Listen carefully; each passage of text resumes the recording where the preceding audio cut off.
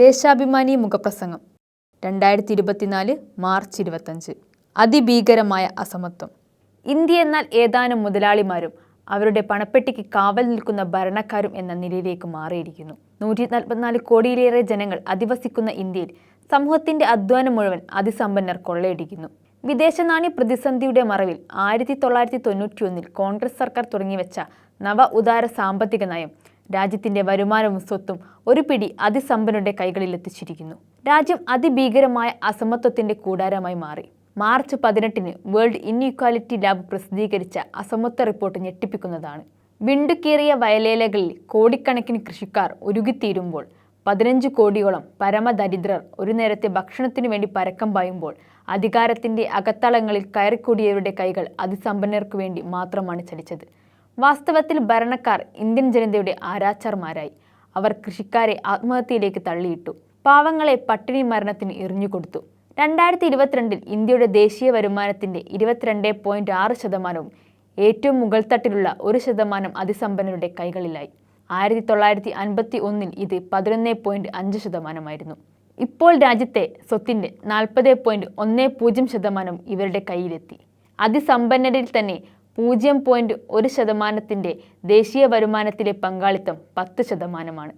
1947 സ്വാതന്ത്ര്യം കിട്ടിയ ശേഷം 1980 വരെ അസമത്വം കുറഞ്ഞു വരികയായിരുന്നു. എന്നാൽ നവ ഉദാര നയം നടപ്പിലാക്കിയതോടെ അസമത്വം റോക്കറ്റ് വേഗത്തിൽ കുതിച്ചു.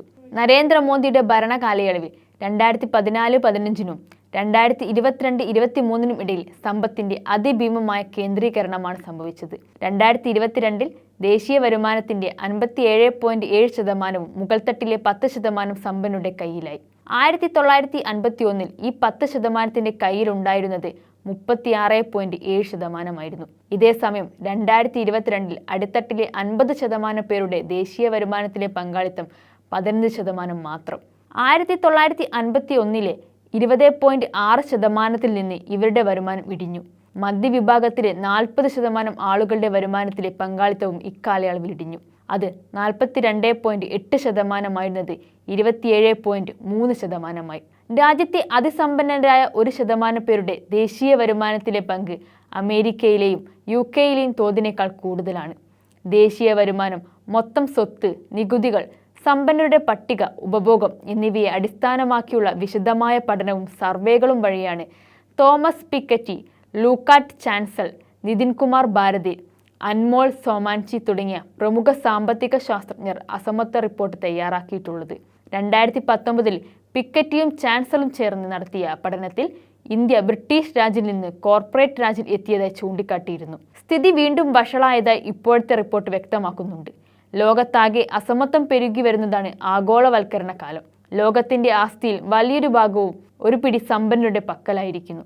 തോമസ് പിക്കറ്റി 2014 പ്രസിദ്ധീകരിച്ച മൂലധനം 21-ാം നൂറ്റാണ്ടിൽ എന്ന പുസ്തകം ഇക്കാര്യം വസ്തുതകളുടെ വെളിച്ചത്തിൽ പുറത്തു കൊണ്ടുവന്നിട്ടുണ്ട്. ഇന്ത്യയെ മുച്ചൂടും മുടിച്ച നവ ഉദാര സാമ്പത്തിക നയത്തിന്റെ തുടക്കകാലത്ത് അതിനെതിരെ വന്ന ഒരു ലേഖനത്തിൽ പറഞ്ഞത് ലൂട്ട് ഇന്ത്യ അൺലിമിറ്റഡ് കമ്പനിക്ക് തുടക്കമായിരിക്കുന്നു എന്നാണ്. അത് തന്നെയാണ് സംഭവിച്ചത്.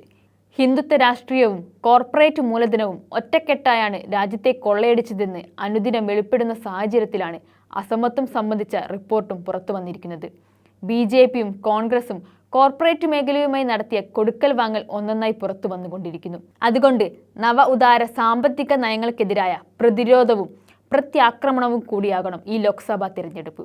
എല്ലാ അർത്ഥത്തിലും ഇന്ത്യയുടെ ജനങ്ങളുടെ അതിജീവനത്തിൽ പരമപ്രധാനമാണ് ഈ തിരഞ്ഞെടുപ്പ് ഫലം.